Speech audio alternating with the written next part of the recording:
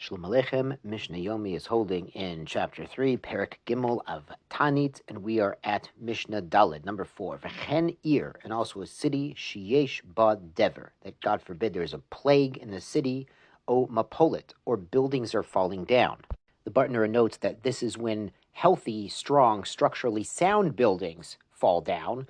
But if buildings were, leany and creaky and getting old anyway, you understand they had no building codes back then, and sometimes Nebuch buildings did collapse. So if it was buildings that were known to be in bad shape, that's not a siman min hashamayim. There's a famous Gemara.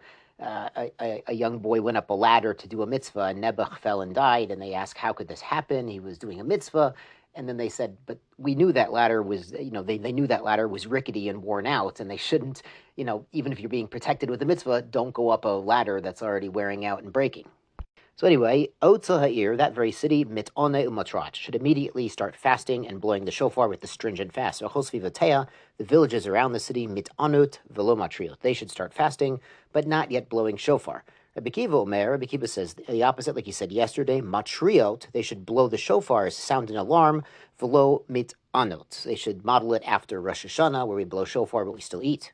Now the Mishnah seeks more specificity. Ezehu dever, what is a pestilence, a plague, a communicable disease that we really are worried about to cause immediate response?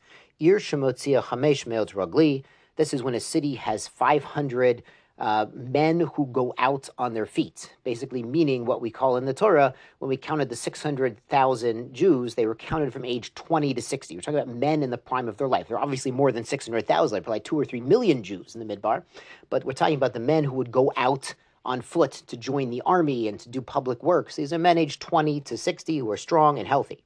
V'yotzu mimenu shlosha metim b'shlosha yomim ze achar ze. And from these 500 men of the population, strong, healthy men, 3 of them went out and died on 3 days, one after another. So you had 3 casualties over 3 days from the same disease. Hare ze dever. This counts as a plague that we immediately start to fast and blow shofar on.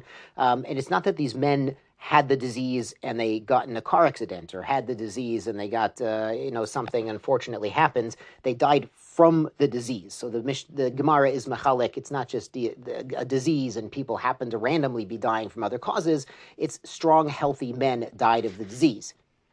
And of course, it's a reminder what we saw a few years ago. It's really important to have actual valid numbers and statistics when there are diseases. There are diseases all the time. Nebuch, every year, countless people pass away from the flu and complications thereof. And it's important to have numbers because people can get very anxious and very afraid if they think kulanu metim, as the Egyptians said, they thought they were all going to die. People get very, very anxious about this. So it's important for health officials to have accurate statistics when these things happen.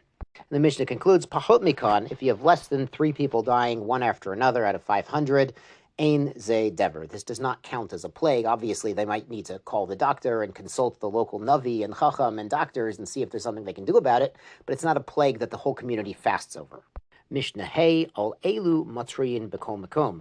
And on these type of situations, we blow the shofar anywhere and everywhere, meaning everywhere they hear about this situation.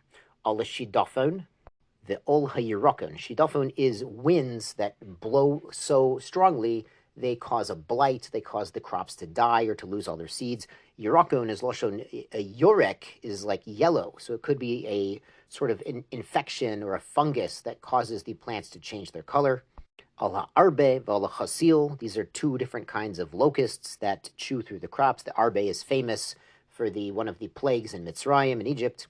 V'al chaya ra, on evil animals, on bad animals. The Gemara says that's when they come during the day. It's normal for wild animals to be out at night, but if they're coming out during the daytime, then that's even worse. That's a significant problem. That's not the norm.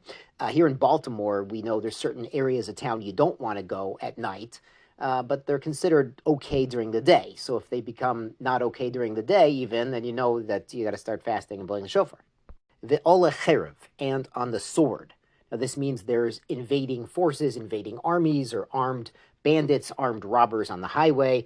That's a very big danger. Matrin oleha. So we start blowing the shofar anywhere you hear about this. Mipnei shehi maka mechalechet.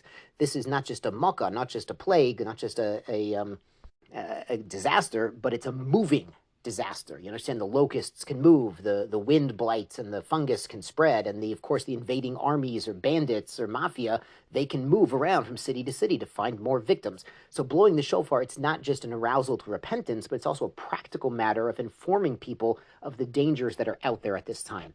We should all be saved from such things. Yashar kochachem and Sei gesund.